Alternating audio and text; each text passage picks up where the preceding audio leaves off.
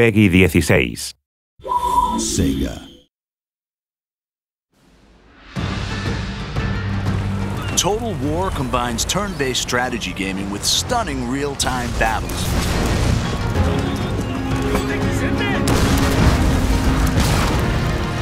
Players take command of nations, armies, and generals as they battle for ultimate victory. With breathtaking detail and unparalleled historical accuracy, Total War allows the player to recreate and change the course of history.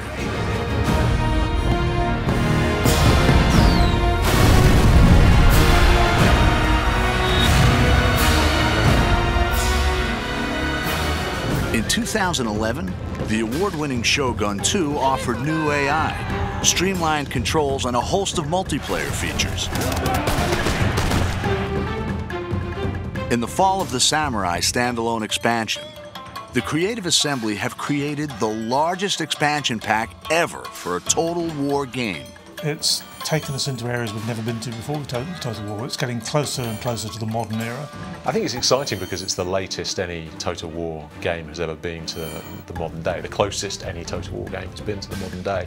And with that brings a lot of really interesting different game features, a lot of scope in terms of how fast the game moves and how quickly your armies are deployed across the map, how many different types of units are available. Set 300 years later than the original game, The Fall of the Samurai sees the clash of traditional samurai culture with the explosive power of the early modern world. It's the late 19th century, which means that it's got some of the most advanced technology seen in a Total War game. So you've got torpedo ships, off-field artillery, all that kind of stuff that actually makes it feel quite different from particularly Shogun 2, which is obviously set in the 16th century.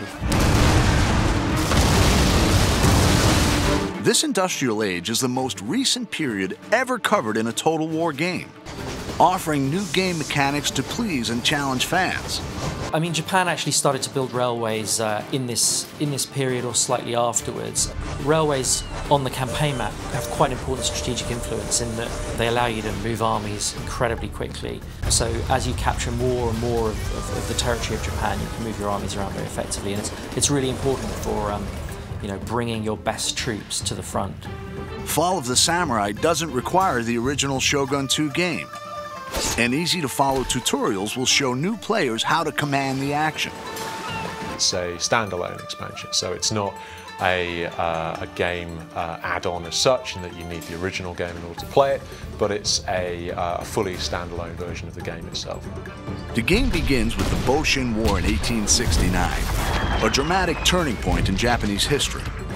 The ruling shogunate is trading with the West, allowing new ideas to change Japan. Growing unrest ignites rebellion, which threatens to overthrow the shogun and restore the emperor to power for the first time in 600 years. The shogunate had ruled Japan for hundreds of years, since the time of Shogun 2.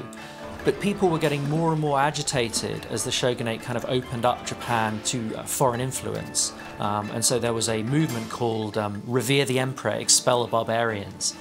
And it eventually sort of boiled up into full-blown rebellion where whole domains rise up and try and overthrow the shogunate.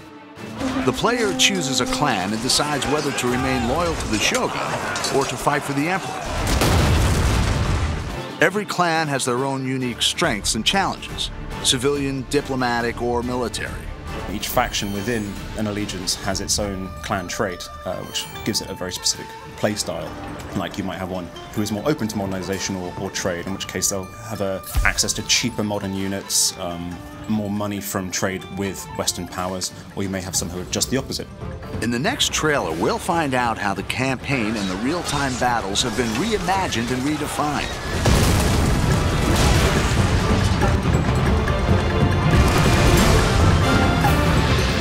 Fall of the Samurai is a whole new experience and an ambitious entry into the Total War series.